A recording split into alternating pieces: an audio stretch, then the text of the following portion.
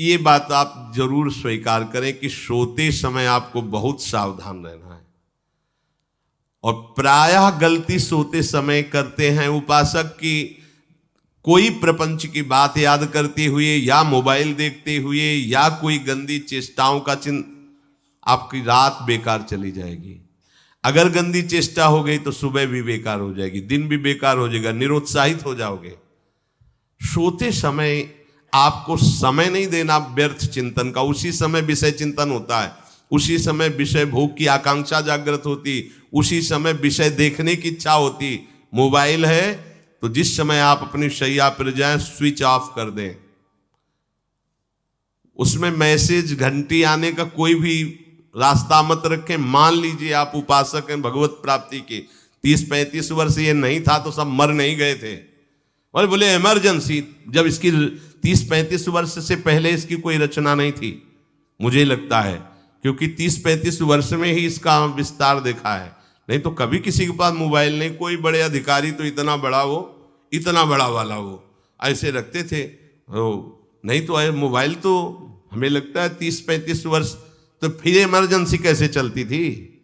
कैसे चलती थी इमरजेंसी? और आप ब्रह्मा हो क्या कि इमरजेंसी संभाल लोगे? स्विच ऑफ करो। जो सब इमरजेंसी संभालने के लिए तैयार रात दिन न सोता है, वो हर समय जागृत रहता है, वो हमारा आराध्य देव है। स्विच ऑफ करो, चिंतन लगाओ श्री जी का। ये जो रात्रि के शयन के समय मोबाइल में इधर उधर दृश्य देखने हैं, अपने सर्वनाश का बीज बोना है। मान लो, हमारी प्रार्थना मान लो, ये उस समय मन आपको परेशान करेगा जब कमरे की सिटकिनी अंदर से बंद होगी। सबसे प्रार्थना है रात्रि के शयन के समय। तो बोले फिर ठीक है 10 बजे तक देख लेंगे मोबाइल, इसके बाद शयन के समय भजन कर लेंगे। होगा ही नहीं। क्या तुम देखना चाहते हो? प्रिया प्रीतम के सिवा और कुछ क्या देखना चाहते हो? वो तो सुभग सुंदरी सहज सिंगार, सहज शोभा सर्वांग प्रति सहज रूप वृषभानुनंदिनी। हमारी स्वामिनी जी की सुंदरता छुपाने के लिए आभूषण पहनाए जाते हैं, औरों को तो आभूषण सुंदरता बढ़ाने के लिए। यहां छवि के छिपाए बे को ऐसे के दास होके क्या देखोगे मोबाइल में? क्या देखना चाहते हो? वासना की क्रीड़ा, और तुम उस क्रीड़ा को देखना चाहते हो? परमार्थ के पथिक हो। देखना है तो प्रभु को देखने की वृत्ति रखो, अन्यथा मूंद लो आंखें। प्यारे, महान फल प्राप्त करोगे। सबसे प्रार्थना है एकांत में मोबाइल रूपी दुश्मन से बचो।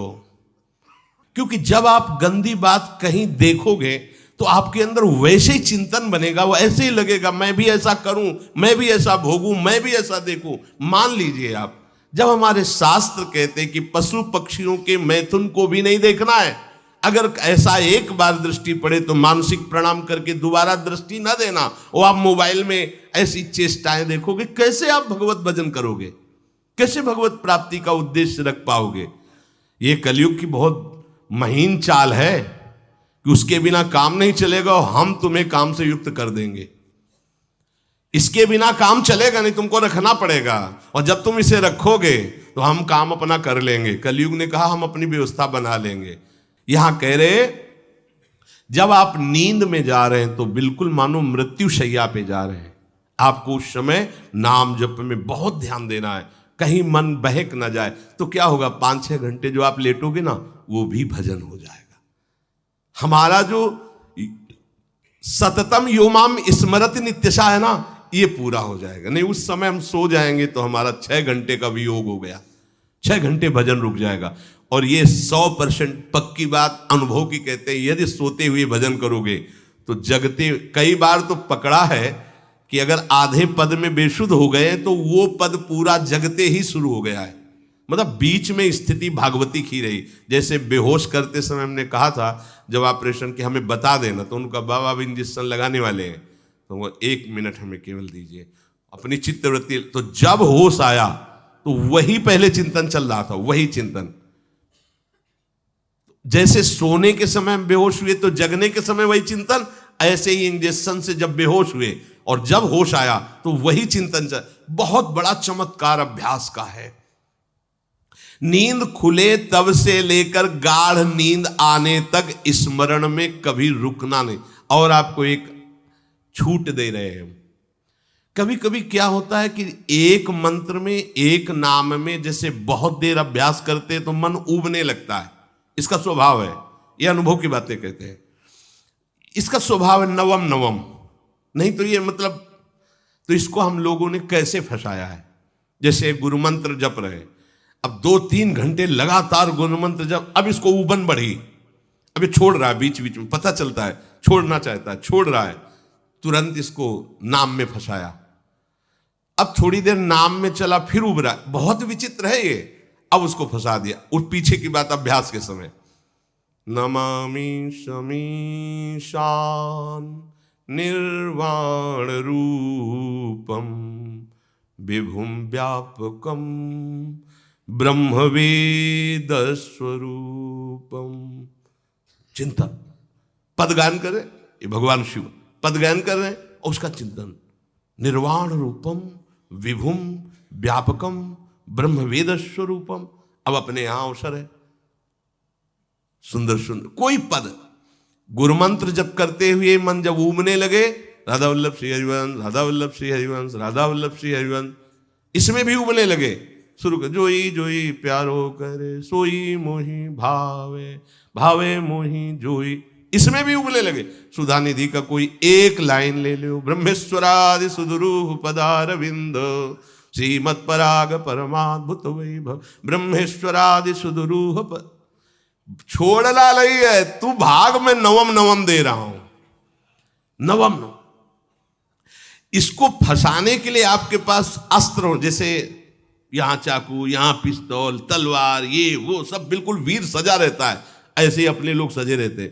छोटा राधा, अब एकदम चिपक गया है आके, तो कैसे मारे, तो छोटी चाकू है ना वैसे, राधा राधा राधा, थोड़ा दूरी राधा वल्लभ श्री हरिवंश, थोड़ा और दूरी गुरु मंत्र, बड़े बड़े अस्त्र अपने पास रख ले, बहुत भाग रहा है तो फंसा दिया। प्रथम यथावति प्रणव श्री, अब लग पूरा पदगा, पूरा पदगा उसमें लग, प्रथम यथामति प्रणव।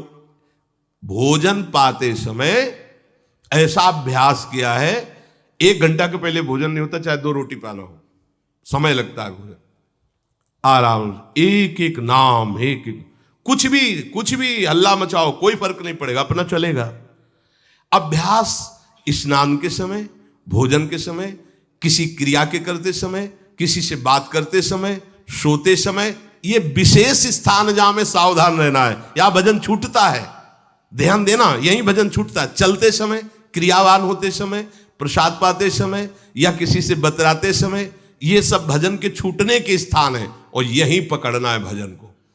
जब आपको बिल्कुल न लगे तो मानसिक सब बंद कर दो और गुनगुनाने लगो, जो धुनी आपको अच्छी लगे उसी में नाम, कोई नाम लेके, संसार का चिंतन न होने पावे, चाहे जो कुछ तुम जहां तुम्हारा मन आवे, गंगावरी गोदावरी, कुछ भी भागवतिक चिंतन के सिवा संसार के चिंतन न होने पाए। पहले ऐसे अनन्य बनो, फिर बाद में अनन्यता आती, रसना कटो जो अनरट। हाँ भी विषय चिंतन कर रहे हैं, प्रपंच कर रहे हैं, बोले रसना कटो जो अनरटो, और नहीं बोल सकते, प्रपंच बोलेंगे बस, रसना कटो, ये शब्द वहां नहीं आते। पहले हम आपको छूट देते, भक्त चरित्र, भगवान की चरित्र, नाम, कीर्तन, मंत्र, जो भी चाहो, संसार का चिंतन मत होने देना, पहले ये पकड़ो, फिर आगे चल करके जब पवित्र हृदय होगा तब ये निष्ठा आती, रसना कटो जो अन रटो, निरखियन फुटो नयन। मान लो संसार का चिंतन नहीं करने देना है इसको, आप जैसे बने वैसे करो भागवतिक चिंतन, कोई नाम ले लो, कोई मंत्र ले लो, तुम्हें जो प्रिय लगे। हम छूट देते हैं, ये हम नहीं करें कि रसना कटो जो अन रटो, ये बाद की बात है। हमें पहले इसका संसार चिंतन रोकना है। कैसे छूटेगा, कैसे छूटेगा, हमें यह पकड़ना है।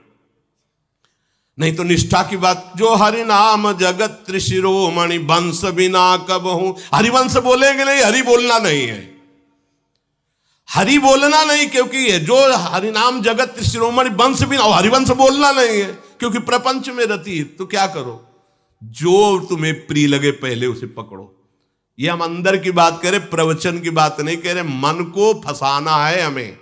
राम कृष्ण हरि जहां लगे इसको लगा, पहले इसको फंसाओ, संसार का चिंतन न होने दे। गीता भागवत भक्त चरित्र कुछ भी कहीं भी इसे फंसाओ, पहले संसार का चिंतन न होने दो, फिर लाओ इसको घुमा के निकुंज वाटिका में, फिर तो भागेगा ही नहीं, फिर नहीं भागेगा। अब सीधे निकुंज वाटिका में किसी महाभाग्यशाली गुरु आश्रित का लगेगा, अन्यथा बहुत प्रपंची मन है। आप आश्रय इधर का लोगे, प्रपंच का चिंतन करोगे, बात बनेगी नहीं। चिंतन छोड़ना है हमें, जैसे बने तैसे संसार का चिंतन छूट जाए तो हम विजय को प्राप्त होंगे। ध्यान दीजिए, इस परमात्म तत्व को वही प्राप्त कर पाता है जिसका राग बीत गया है, खत्म हो गया है, वैराग्यवान। ज्यादा परिश्रम नहीं है वैराग्य में, विवेक नहीं होने के कारण हम वैराग्य नहीं धारण कर पाते। हम बाहरी बातों को वैराग्य ले लेते हैं, ऐसा कपड़ा बदल लेना या कपड़ा ना पहनना या लौकी का कमंडल, मिट्टी का पात्र, तो हम अपने को वैरागी। बात यहां नहीं रुकेगी। वैराग्य का इतना ही मतलब नहीं, ये भी एक बाह्य अंग है वैराग्य का, पर वैराग्य का सच्चा स्वरूप है वीतरागा। कहीं कुछ भी अच्छा नहीं लग रहा, कोई भी सुख आकर्षित नहीं कर रहा, लोक लोकांतर की प्रतिष्ठा, मान, सुख, ऐश्वर्य, व्यक्ति, कुछ अच्छा नहीं, राग खत्म हो गया। ऐसा उस अक्षर ब्रह्म को, अविनाशी तत्व को जान पाता है। जगते भयो फिरे बैरागी, जैसी हरिवंश प्रपंच बंच सब ये काल ब्याल को खायो। हालत यह है कि जैसे सांप ने मेढक को पकड़ रखा और मेढक सामने पतिंगा को, कीड़े को पकड़ना चाहता है, उसे यह पता नहीं कि मैं खुद किसी का कवल बन चुका हूं, वो एक झटके में मुझे अपने पेट में ले जाएगा। ऐसे ही हम सब हैं, काल के द्वारा ग्रसित है। काल ने हमें पकड़ रखा है, पर हम भोग भोगना चाहते हैं, हम नाना प्रकार की मान प्रतिष्ठा पाना चाहिए। ये पता नहीं एक झटके में हमारा अस्तित्व ही खत्म हो जाएगा। जिनके अंतःकरण में किसी भी व्यक्ति, वस्तु, स्थान, पद, प्रतिष्ठा का राग ही नहीं रह गया है, उसे कहते हैं वैराग्यवान। वीतरागाः, राग ही नहीं है। जिनका अंतःकरण निष्पाप निर्मल हो चुका है, जिनके हृदय में केवल भगवत प्राप्ति की उत्कट लालसा जागृत हो गई है, ऐसा साधन संपन्न उपासक परमात्म तत्व में प्रवेश पाता है। अध्यात्म मार्ग की ऊंचाई पर वो स्थित हो जाता है। यदि छंतु ब्रह्मचर्यम चरंती, जिनकी इच्छा एकमात्र भगवत प्राप्ति की है, यदि छंतो, तो उनको क्या करना होगा? ब्रह्मचर्यम चरंती, ब्रह्मचर्य का पालन करना होगा। प्रत्येक इंद्रियों का निर्विषय हो जाना वास्तविक ब्रह्मचर्य है। केवल जनेन्द्रिय से ही ब्रह्मचर्य को नहीं लेते। हमारी प्रत्येक इंद्रिय भोगों से रहित होकर भगवत अनुराग में, नेत्र प्रभु को देखना चाहते हैं, त्वगेंद्री प्रभु को स्पर्श करना चाहती है, घ्राणेन्द्री प्रभु के श्री अंग की गंध पाना चाहती है, श्रवणेन्द्री प्रभु के वचन सुनना चाहती है। एक एक इंद्रिय अपने प्रभु में लग गई, अंतर्मुख हो गई, बाहर विषयों का त्याग हो गया। इसे ब्रह्मचर्य कहते हैं। पर प्रारंभिक ब्रह्मचर्य में जनेन्द्रिय का ब्रह्मचर्य अत्यंत आवश्यक है। यदि जनेन्द्रिय जन्य व्यभिचार दोष से युक्त है तो कदापि उसे भगवत प्राप्ति नहीं हो सकती। शुभ गति व्यभिचारी शुभ गति चाहे असंभव। और भगवत मार्ग में सबसे बड़ा दुश्मन यही व्यभिचार दोष है, काम। इसी से हमारा हृदय मलिन होता रहता है, अंधा बटे और पड़ा चबाए वाली दशा रहती। कहते हमें 50 वर्ष हो गए। अरे 50 जन्म हो जाए तुम व्यभिचार करो, गंदी बातें करो, गंदे चिंतन करो, सो समय व्यतीत कर, अनंत जन्म व्यतीत हो गए, भगवत प्राप्ति हुई क्या? 50 वर्ष से भगवत प्राप्ति हो जाएगी क्या? 5 मिनट काफी है भगवत प्राप्ति में, एक बार नाम काफी है। वो स्थिति तो लाओ। बार बार बहिर्मुख वृत्तियों के द्वारा विषयों में सुख बुद्धि कर लेने से हमारा सारा का सारा अध्यात्म चिंतन बदलता रहता है, इसलिए लाभ नहीं मिल पाता, एक रस चिंतन नहीं रह पाता। बार बार विक्षेपी विषय करते रहते हो, हम सहते रहते हैं और भोगते रहते हैं। एक बार तो हिम्मत करके उठो, अब लो नशानी अब ना नशई हो, एक बार तो दृढ़ बनो। बस मन के अनुकूल चलने की बात को तुम्हें रोकना होगा, तभी तुम्हारे अंदर यदि क्षण तो ऐसी इच्छा जागृत होगी। पक्का पक्का ऐसा ही है, जब हम किसी विषय के वेग को सहते हैं, विषय नहीं भोगते हैं, तो मन बहुत जलाता है। उस जलन में फिर एक ही बात होती है, बस भगवत प्राप्ति हो जाए, झंझट खत्म हो जाए। कब तक हम इसमें चलेंगे? एक बार भगवत, वो जलन हमको भगवत प्राप्ति की इच्छा प्रकट करती है। अपने लोग क्या करते, जलन को मिटाने की कोशिश करने लगते हैं, तो भगवत प्राप्ति की इच्छा क्या, भोग प्राप्ति की तृष्णा जागृत हो जाती है। भोगे हुए भोगों को बार बार भोगने की इच्छा का नाम तृष्णा है। बाहर और भीतर से कोई सहयोगी नहीं, जल रहा है उपासक, तब रास्ता निकलता है भगवत प्राप्ति का, तब इच्छा प्रकट होती। अब नहीं, बहुत जल लिया, अब तो केवल प्रियाजू के समीप जाना है, अब तो प्रभु के सानिध्य में रहना है, नहीं इन भोगों की जलन में जलना है। पर यहां तक पहुंचने के लिए जलना होगा, तभी लिखा सहित सहित बाढ़ भगति तास्तितिक्षस्व भारत, क्योंकि आगमा पाइनो अनित्यास, ये नाशवान काम क्रोधादि तुम्हें प्रेरित करेंगे, तुम इनके वेगों को सह जाओ, ये स्थायी नहीं है। आगमा पाइनो है, आने जाने वाले हैं, और ये सहन करने से नष्ट होते हैं, भोगने से बढ़ते हैं।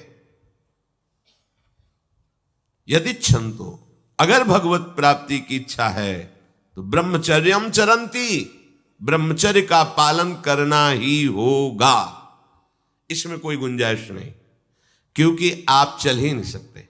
ध्यान से सुन लो, ये मनोरंजन का मार्ग नहीं है, इसमें मन ही मार तनहारिक वृंदावन में गाज, इसमें मन मारना होगा।